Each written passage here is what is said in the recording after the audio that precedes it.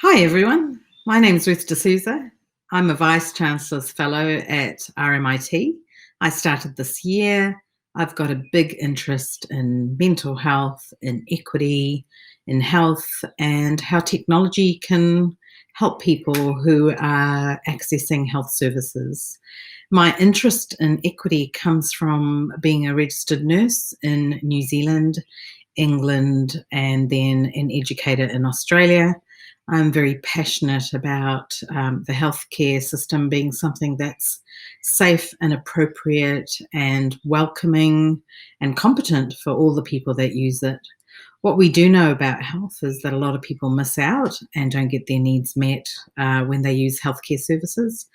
And so I'm interested in concepts like cultural safety, which is about making sure that people receive the best possible care when they access the service that is regardful of every aspect of their identity that's relevant to the healthcare system.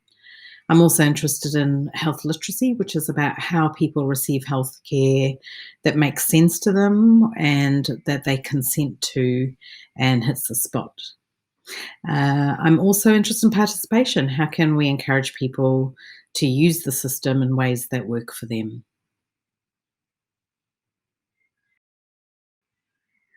My work is related to the network in the sense that I'm very interested in wearables and how they can reduce the health burden for people who are from culturally and linguistically diverse communities. So instead of having to try to explain what's happening in your body, your wearable can provide information to the health professional. We also know that the health system is very, very oriented towards episodic care. That means you go when you've got a problem. And I think what wearables do, because I mysteriously always feel better when I go and see a doctor and my health complaint doesn't seem relevant at all. But what wearables can do is that they can provide some really important information that's generated by patients, which shows them in their everyday lives and which they can use to inform the health professional. I think also from a clinician point of view, having information that's perhaps hard to obtain from patients because of time or the kind of way in which interviews are constructed means that the clinician can get a bit of a picture of the person's everyday life. I'm working on a few exciting projects at the moment. An exciting one that I'm working on is with Leah, Marius, Olga, who are also in the Sensing Network, and Olivia. And we're looking at designing a health precinct of the future with colleagues in Queensland and Melbourne. And I love that it's so interdisciplinary because I think that's where we get the most interesting conversations.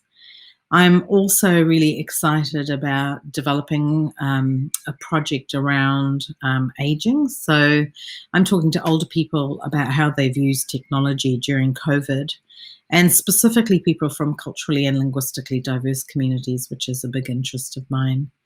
Um, I'm also doing some other work around trust and museums, another project around mental health consumers' experiences of emergency department, and nurses and racism. So I'm really enjoying all of those. My dream project is the one I'm actually doing now as part of my fellowship, which is looking at the issue of racism in health. And I'm interested in the experiences of clinicians as well as the experiences of clinicians in relation to other clinicians and how they're treated if they're people of colour, Indigenous and Black. And I'm also interested in their experiences of racism in the context of their interactions with patients and clients. And why I'm really excited about this project is that I think that so often we think about health professionals as being cocooned from the rest of life, but actually we're part of the world and we get our information about how to treat other people through our media, through our networks, through our personal relationships.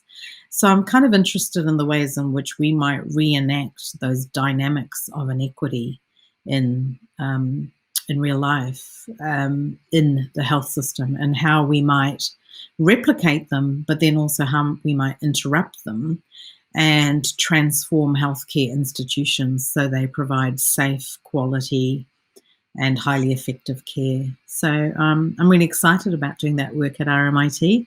Thanks heaps for listening to this conversation. I did this very spontaneously, so hopefully it comes out okay. And this is my COVID hair. So if you've stayed to the very end, maybe next time you see me, my hair will be even more colourful than it is now. And I hope that you have a great day, whatever you're doing. Thank you.